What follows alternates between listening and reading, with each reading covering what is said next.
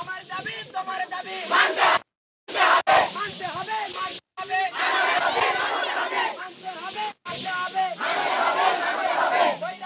দর্শক, আপনাদেরকে একটু জানাবার চেষ্টা করব আজকে যে এই প্রতিষ্ঠানের শিক্ষার্থীরা রয়েছে তারা কিন্তু সকাল থেকে এই পর্যন্ত বৃষ্টিতে ভেজেই মাঠে এখানে অবস্থান কর্মসূচি পালন করছে। তাছাড়াও কিন্তু তাদের যে আজকে দাবি, তাদের কিন্তু সেই দাবি যতক্ষণ না আদায় হবে ততক্ষণ কিন্তু তারা এই মাঠে বৃষ্টিতে ভেজে থাকার একটা প্রতিশ্রুতি নিয়েছে। আমরা এখানে যারা শিক্ষার্থী রয়েছে আমরা একটু তাদের সাথে কথা বলবো যে আসলে তারা এখানে কতক্ষণ এই মানববন্ধনে থাকবে বৃষ্টিতে ভেজে। আমরা একটু কথা বলে আপনাদেরকে একটু জানানোর চেষ্টা করবো। এখানে আজকে কতক্ষণ থাকবো বা কখন থেকে এই মাঠে আসো? আমরা আসি সকাল থেকে, আমরা যতক্ষণ না স্যার এই পদত্যাগ মেনে না নেবেন ততক্ষণ আমরা এখানেই থাকবো। আচ্ছা দর্শক, আমরা এখানে আরো দুই একজনের সাথে কথা বলবো যে এখানে কিন্তু একজনের সাথে কথা বলেছি, তিনি জানিয়েছেন যে আসলে যতক্ষণ না এখানকার দাবি মেনে না নেবে ততক্ষণ তারা কিন্তু এই মাঠ পরিত্যাগ করবে না। এখানে যারা আরো শিক্ষার্থী রয়েছে আমরা তাদের সাথেও কথা বলে একটু জানাবার চেষ্টা করব।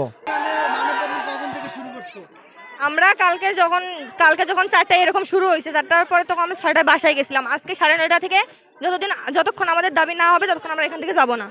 যতক্ষণ আমাদের দাবি মানা না হবে ততক্ষণ আমরা যাব না এখান থেকে, কারণ আমাদের দাবি তো মানতে হবে না। ছাত্রদের উপর নির্যাতন তো আর হবে না।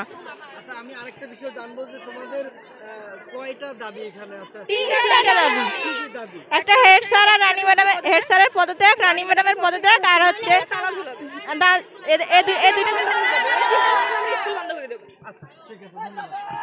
এই স্কুলে এই প্রতিষ্ঠানে যে শিক্ষার্থী রয়েছে তার অভিভাবকের সাথে একটু কথা বলে জানাবার চেষ্টা করব যে আসলে তিনি এই বিষয়গুলো কি জানেন বা এই স্কুলের যে প্রধান শিক্ষক রয়েছে তার বিষয়ে, তার বিরুদ্ধে তার কি অভিযোগ রয়েছে তার সাথে একটু কথা বলবো। আমরা আপনার কাছ থেকে জানবো যে আজকে এই প্রতিষ্ঠানে যে প্রধান শিক্ষক আছে তার বিরুদ্ধে আপনার কি অভিযোগ? আসসালামু আলাইকুম। আসলে কি বলি, উনি আমার আব্বা। সর্বপ্রথম যখন প্রতিষ্ঠানটা হয় 2095, উনি 95 থেকে 2000 সাল পর্যন্ত আমার আব্বাকে সভাপতি বানায়। সভাপতি বানার পরে এমপিভুক্ত হয়, তখন আমি এসএসসি পাস করি 2002। তখন আমার আব্বাকে বলে, ভাই আপনি সভাপতি আছেন, আপনার ছেলেটা এখানে দেন আমার এখানে কি হবে। আমার আব্বা তখন জিজ্ঞেস করলো কী হবে এখানে, বলে একটা পোস্ট অফিস হওয়ার কথা। পোস্ট অফিস হলে ভাই কিছু জমিন লাগবে। সে জমির পরিমাণ বললো, আব্বাকে বললো কতটুকু দিতে হবে।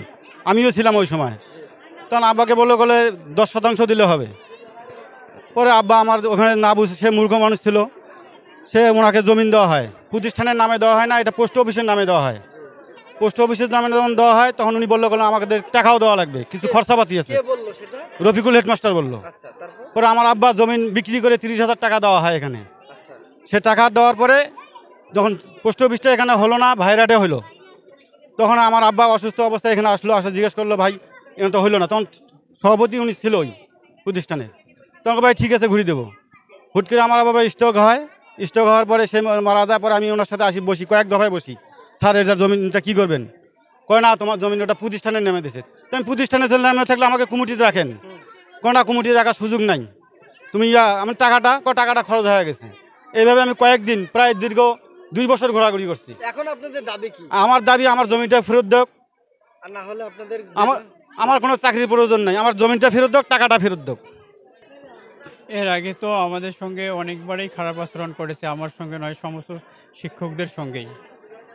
এবং সব শিক্ষকে এটা মেনে নিতেছে, বারবার ওনারা হাত তুলতেছে, বলতে পারতেছেন। ওর প্রশাসনের প্রধান রফিকুল স্যার এবং শরীফা ম্যাডাম, যেহেতু ওরা প্রধান এবং ওরা প্রশাসনভাবে চালাইতেছে আমাদের, তার কারণে ওরা বারবার আমাদের ওপর টর্চারিং করতেছে, গালি দিতেছে, লাথি দিতেছে, কিন্তু আমাদের বলার কিছু থাকে না। এই বিষয়ে যে আপনাদের প্রতিনিয়ত এরকম নির্যাতন করছে, তা এটার বিষয়ে আপনার ঊর্ধ্বতন কর্মকর্তাকে জানিয়েছেন কিনা? এ পর্যন্ত আমরা কোনো ঊর্ধ্বতন কর্মকর্তাকে জানাই নাই। এ পর্যন্ত আমরা এখন সিদ্ধান্ত নিচ্ছি যে যেভাবে হোক আমরা ছাত্রদের সঙ্গে নিয়ে এটার একটা সুব্যবস্থা করার জন্য অবগত করব। আজকে আমরা যে জায়গাতে রয়েছি এটা রংপুর জেলার কাউনিয়া উপজেলার ট্যাপা মধুপুর ইউনিয়নের বুড়িরহাট ইসলামিয়া উচ্চ বিদ্যালয়ের মাঠে কিন্তু আমরা রয়েছি। আজকে আপনাদেরকে একটু দেখানোর চেষ্টা করব আজকে এখানে এই প্রতিষ্ঠানের যে শিক্ষার্থী রয়েছে তারা কিন্তু দলবদ্ধভাবে আজকে তারা মানববন্ধন করার জন্য মাঠে সবাই একত্রিত হয়ে